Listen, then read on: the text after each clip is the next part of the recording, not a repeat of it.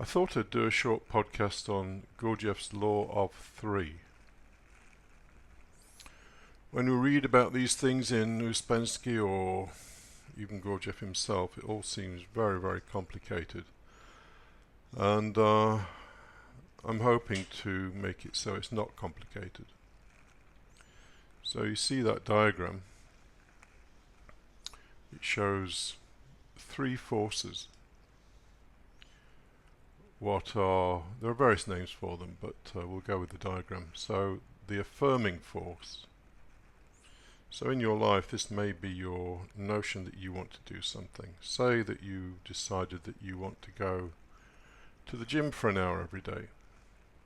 So that would be your affirming force.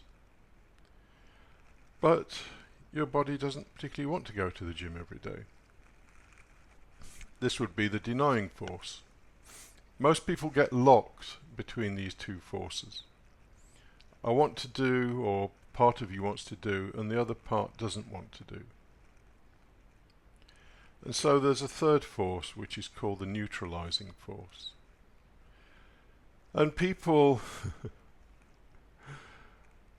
get carried away in their imaginations as to what this neutralizing force might be. Well, I'll give you the answer to that now. In fact, you can switch it off after this, because you'll understand the whole thing. The neutralizing force is understanding. So to go back to that example, somebody decides, maybe they've read something somewhere that going to the gym every day is good for you, and then their body resists that.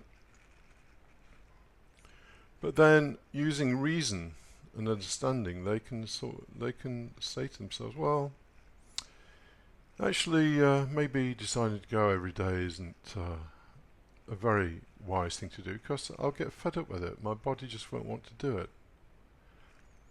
But on the other hand, I know that it's going to be good for me, so maybe I'll go 2 or 3 times a week. And there might be more reasoning and understanding of the pros of it. The pros of it are that you get your cardiovascular system working. The things against it are that people very often ruin their joints and have injuries, and so you decide on a middle way based on understanding. Now, just a few words about reason and understanding. Reason has no power in itself. You can reason to yourself all you want, but until you gain some kind of understanding, it will have no power. And understanding comes from not just reasoning, but from experience as well. That's a whole other topic, and I'm not going to go down there. If you want more on that, then go to the Patreon channel. But there are the three forces. Affirming force, wanting to do something, denying force, experiencing resistance, and a neutralizing force that finds a middle way through understanding. Now this dynamic is represented in numerous traditions. In the Kabbalistic tradition, for example, the tradition of Judaism, then there are 3 columns in the Kabbalah. There's the column of justice.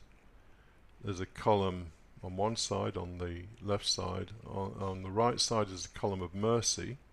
So justice demands that you get your pound of flesh. Mercy says, no, it isn't necessary.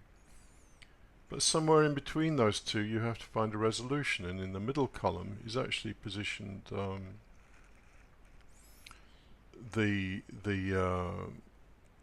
can't remember what they call them now, but anyway, the representation of knowledge, of understanding.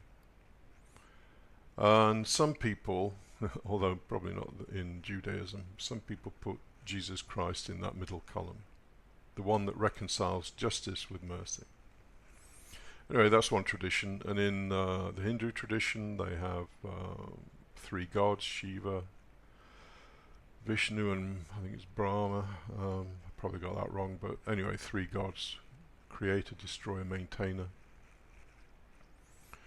And even in Shakespeare you find this represented. And in fact,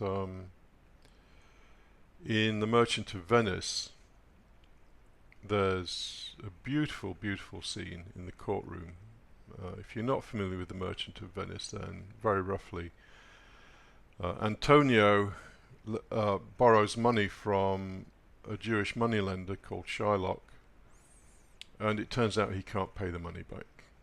So Shylock demands justice, and the justice is a pound of flesh. This is where the pound of flesh saying comes from. Shylock demands a pound of flesh from Antonio, because Antonio has no money, he can't pay back. So they go to court. So on the one hand there are the judges. Judges say, well, this is the law. Reluctantly they agree that this is the law. Shylock has a claim to a pound of Antonio's flesh. But then there's mercy, and Portia, who is a female, is dressed as a male lawyer, and she makes this beautiful, beautiful speech, perhaps the most beautiful part of Shakespeare. I'm not going to read all of it, but it goes like this: the quality of mercy is not strained. It droppeth as the gentle rain from heaven upon the place beneath. It is twice blessed. It blesseth him that gives and him that takes.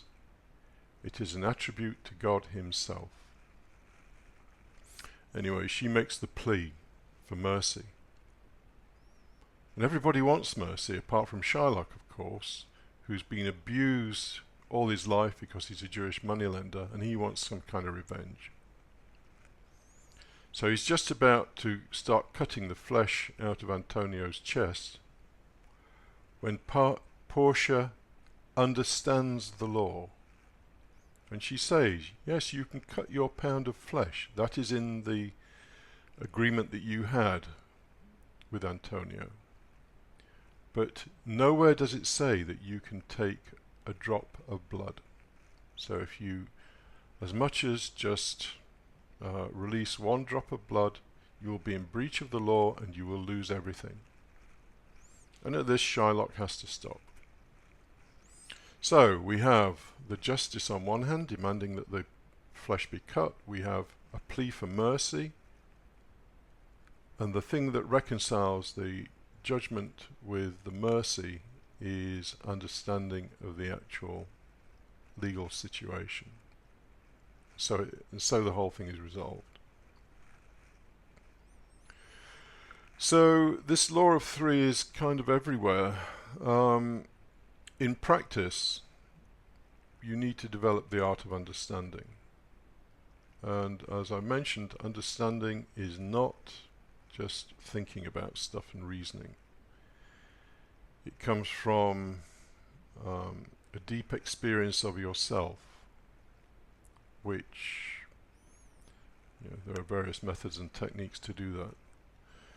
But there's Gurdjieff's law of three, the triamazikamno, as he calls it in his work, just to make it all horrible and complicated. It's not complicated at all. Whenever you have some situation that cannot be resolved, some inner battle that just goes on and on and on, you need to know that the only way you will resolve that is through understanding.